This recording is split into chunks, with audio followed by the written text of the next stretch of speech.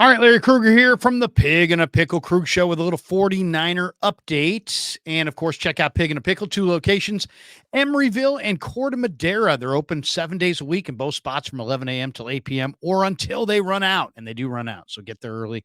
Go get some brisket chili, have some pulled pork.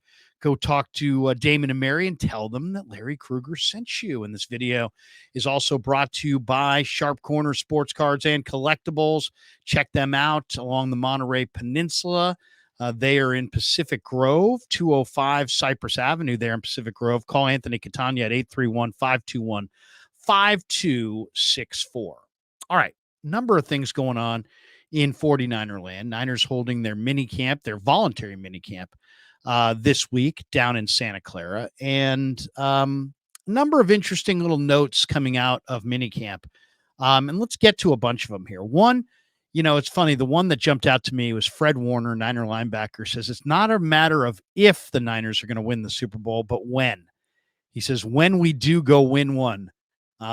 So he was talking, and that's the right mindset. I mean, he's been involved in Super Bowl 54, Super Bowl 58. And I love to hear that from Fred, that it's not like, oh, hopefully we get it done. It's like, we are going to get it done. And he's hell-bent to get it done. And it adds a lot of urgency when you lose two, especially to Kansas City in a 4-year period.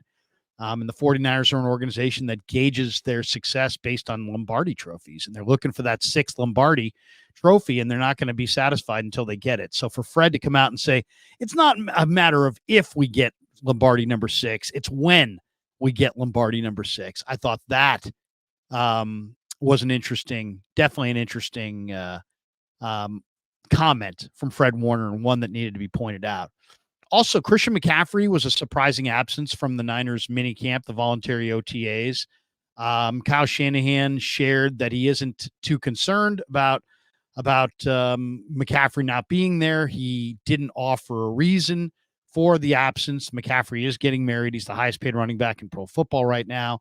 When asked if McCaffrey's absence was business related, Shanahan responded, I'm not sure if that's the case on any of those guys who aren't here, but it's all voluntary. So we'll see when it becomes mandatory. So Bobby Turner did offer a somewhat cryptic response when he was asked about McCaffrey. He said, physically, he's not here, but he's here in every other aspect. That's the business part, and I'm not getting into that. So maybe there is some kind of beef with his contract. McCaffrey's set to earn $11.8 million during the upcoming season. He's the highest compensated running back in the league as far as average salary is concerned. He is paid less than Debo and less than George Kittle, but he's the highest paid running back on average salary of over $14 million in the entire league. So I don't know what the issue is there, and I don't think we're going to get the answer anytime soon. But that definitely is one of the subplots going on around the Niners. Dre Greenlaw, of course, is one of my favorites. I've always stated I don't wear jerseys, but if I did, I'd wear Greenlaw's 57 because I just love the violence that he plays with. And, of course, we all know he suffered a devastating injury during the Super Bowl loss to the Chiefs. He tore his Achilles and missed that half the game, and probably was the main reason the Niners lost. I mean, that's what I'm going with. If you want to go with other things, you can. But I think not having one of the best linebackers in football who was playing at a crazy rate of speed at the beginning of that game definitely hurt the 49ers and probably was enough to cost them the game. He's been on this road to recovery since then. He's not participating in the OTAs, nor did anybody expect him to. And he's focused on his recovery.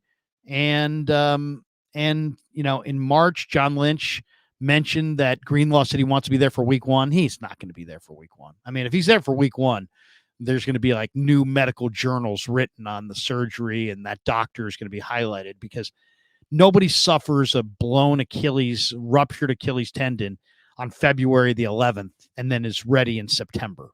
I mean, that's just crazy talk. Lynch anticipates that Greenlaw might start the regular season on the PUP list. You can almost bank on that. And Niners linebacker coach Johnny Holland spoke to the reporters yesterday. He acknowledged that the defense misses Greenlaw's presence on the practice field. I mean, there's no doubt. I mean, this guy's great. This guy's simply a great player. And do you miss great players? Yeah, you miss great players. That's just the way it is. I loved Johnny Holland's comments. He says, Dre's always positive. Dre's always the cup is half full. rather than half empty. And I got a lot of confidence that he'll be back full go. And I don't know the time frame, but Dre is a player that stands for the 49er type of defensive player that we want. He's violent. He's a violent physical player, but on the other side, he's a great teammate, and we miss him being on the field. But injuries are a part of the game, and he'll get through it. So, I mean, not that, it's a great comment. It doesn't really advance the story in any way. I would say expect Greenlaw no sooner than Thanksgiving. I mean, if he's there before Thanksgiving, it's a freaking miracle. I would say after Thanksgiving, that's when you should expect him. Leonard Floyd, I think, is another interesting guy that we should talk about here. He's had multiple he had multiple options as he went into free agency, but he decided to come to the Niners for his next NFL home. And he was asked about it. He went on KMBR with Brian Murphy on the KMBR morning show, and he said, hey, it's not the weather or the scenery or the Bay Area or anything about anything that, as far as locally that drew him here. It's the Niners. He admitted that the first things that he talks about, is that when he talks to his friends on the East Coast, is that he wanted to play for the Niners. He signed a 2-year, $20 million deal with the Niners. He's hoping to go back to the Super Bowl with a really talented roster, which was, obviously just in the Super Bowl. And the money is significant. It always is. People say, it's not the money. Yeah, but it is the money. So the money's always significant. But it doesn't sound like, if you listen to what Floyd told Murph on the morning show, that it was really a financial motivation for why he came here. He says he's always admired the Niners from afar. He's appreciated the physicality their defense consistently brings on the field. And here was the quote. He says, I knew that the 49ers was just one of those teams that always comes out and plays hard. He said this to Brian Murphy and Marcus Boucher on KMBR. He says, every single player came out and played their hardest. And really, they play grown man football. You got to wake up early, eat your breakfast early when you're playing the 49ers because it's going to be a physical game. So seeing that from the outside made me want to be a part of that. Seeing them get close so many years, these past few years, I want to come in and help us get over the hump. So if you're a 49er fan, I mean, you got to love to hear that. And by the way, the Floyd jersey, he's wearing 56. That's the cool number. That is a cool number. That's LT. That's LT's number. So Leonard Floyd would be wearing number 56, and he's out there on the field, and he's long and rangy and athletic, and he wants to see the Niners get over the top. And he says they play big boy football, and that's why I'm there, because I play big boy football too. One other news, not just a note, but actually news.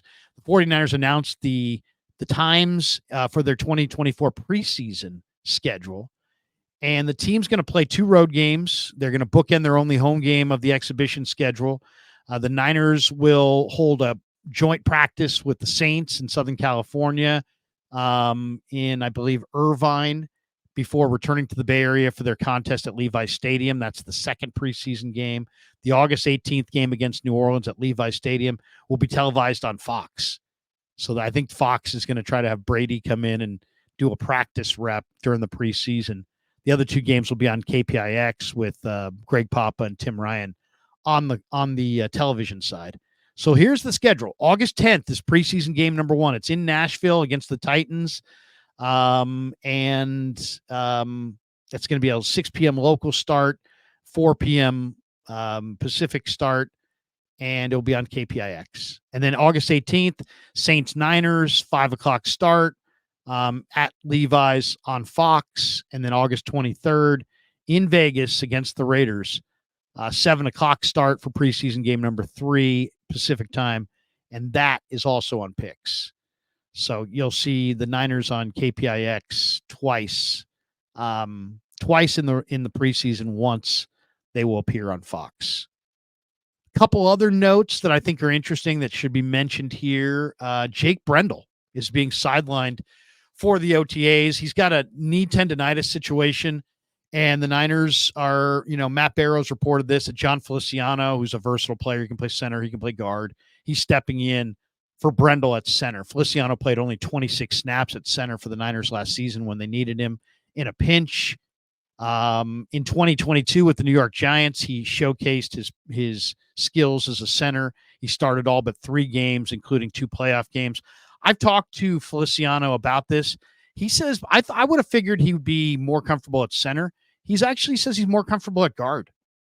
So, it's interesting. He can play center, and he's played a lot of center throughout his career. But if anything happens to Brendel, it sounds like Feliciano was going to step in at center.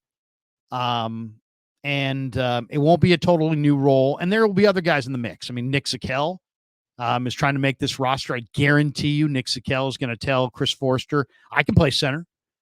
Drake Nugent was the first team all Big Ten center with Michigan, the world champions, the national champions in the college football world, and the former Stanford captain, played 3 years on the farm at center.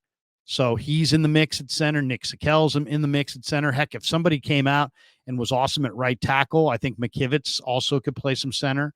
But it sounds like Feliciano will be the first up with Brendel sidelined with knee tendonitis.